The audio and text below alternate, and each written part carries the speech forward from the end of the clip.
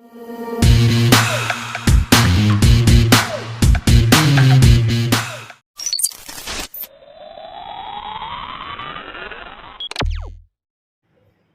Friends, எல்லோரும் எப்படி இருக்கீங்க? நல்லா இருக்கீங்களா? சப்ஸ்கிரைப் பண்ணுங்கள் ஃப்ரெண்ட்ஸ். வீடியோ கடைசி வரை ஸ்கிப் பண்ணால் பாருங்கள். ஆம்லேட் ஸ்பைசி மசாலா இடியாப்பம் எப்படி செய்யலான்னு பார்க்கலாம்.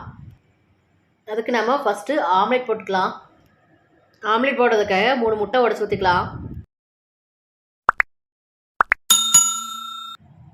ஆம்லேட்டுக்கு தேவையான அளவு உப்பு சேர்த்து, தேவையான அளவு மிளகுத்தூள் சேர்த்து நல்லா கலக்கி எடுத்துக்கலாம். உங்கள் காரத்துக்கு தக்கன மிளகுத்தூள் சேர்த்து கலக்கி எடுத்துக்கோங்க. முட்டையை கலக்கி வச்சுட்டு ஸ்பைசியான மசாலா அரைச்சிட்டு வந்த பிறகு முட்டை ஆம்லேட் போட்டுக்கலாம். அரைக்கிறதுக்காக மிக்சி ஜார் எடுத்து 100 கிராம் அளவு சின்ன வெங்காயம் சேர்த்துக்கலாம். அதில் 6 பல் பூண்டு சேர்த்துக்கலாம். பொடியாக கட் பண்ணி வச்சுருக்கிற 3 தக்காளி சேர்த்துக்கலாம். தக்காளி சேர்த்த பிறகு 1 ஸ்பூன் கறி மசாலா பொடி, 1 ஸ்பூன் மிளகாத்தூள் சேர்த்து அரைச்சிட்டு வந்துடலாம். தண்ணி சேர்க்காமல் அரைச்சி எடுத்துக்கலாம்.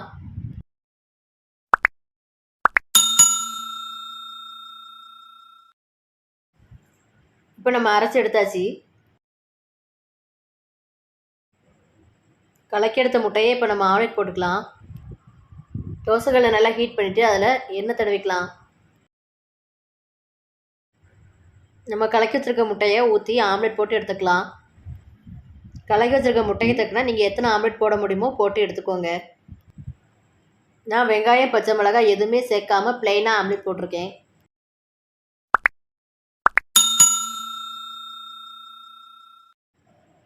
ஆம்லேட்டை திருப்பி போட்டு நல்லா வெந்து எடுத்ததுக்கப்புறம் சின்ன சின்ன பீஸாக அதை கட் பண்ணி எடுத்து வச்சுக்கலாம்.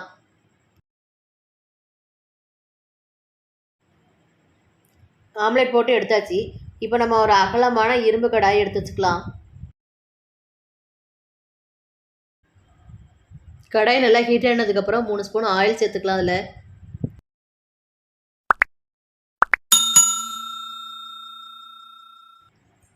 இப்போ நமக்கு ஆயில் நல்லா ஹீட் ஆகிடுச்சு. நம்ம அரைச்சி எடுத்த ஸ்பைசி மசாலாவை சேர்த்து வதக்கிக்கலாம். வெங்காயம் தக்காளி நம்ம பச்சையாக அரைச்சி சேர்த்துருக்கிறதுனால அதோட பச்சை வாசனை போகிற அளவுக்கு நல்லா வதக்கி எடுத்துக்கலாம்.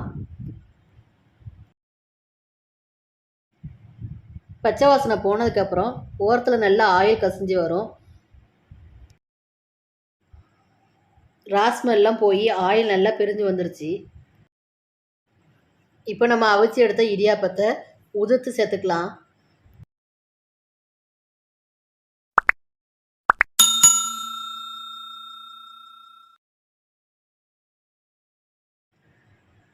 இடியாப்பத்தை உதிர்த்து சேர்த்ததுக்கப்புறம் மசாலாவோடு சேர்த்து நல்லா கிளறி விட்டுக்கலாம். இடியாப்பத்தோட மசாலா பிடிக்கிற மாதிரி நல்லா கிளறி விட்டுக்கோங்க. கொஞ்சம் அகலமான கடாய் இருந்ததுன்னா உங்களுக்கு கிளறி கொடுக்கறதுக்கு ஈஸியாக இருக்கும்.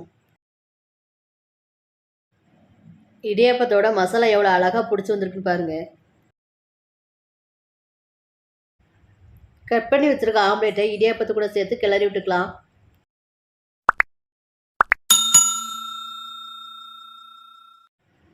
இடியாப்பம் வைக்கும் போதே நம்ம உப்பு சேர்த்துருப்போம்.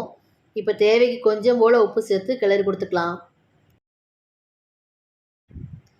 ஆம்லேட்டு ஸ்பைசி மசாலா இடியாப்பம் சாப்பிட்றதுக்கு அப்படி ஒரு டேஸ்டியான ரெசிபிங்க.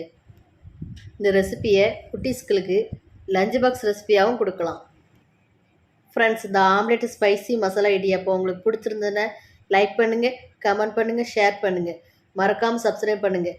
பக்கத்தில் இருக்க பெல் ஐக்கானை கிளிக் பண்ணுங்கள். தொடர்ந்து சப்போர்ட் பண்ணுங்கள். தேங்க்யூ.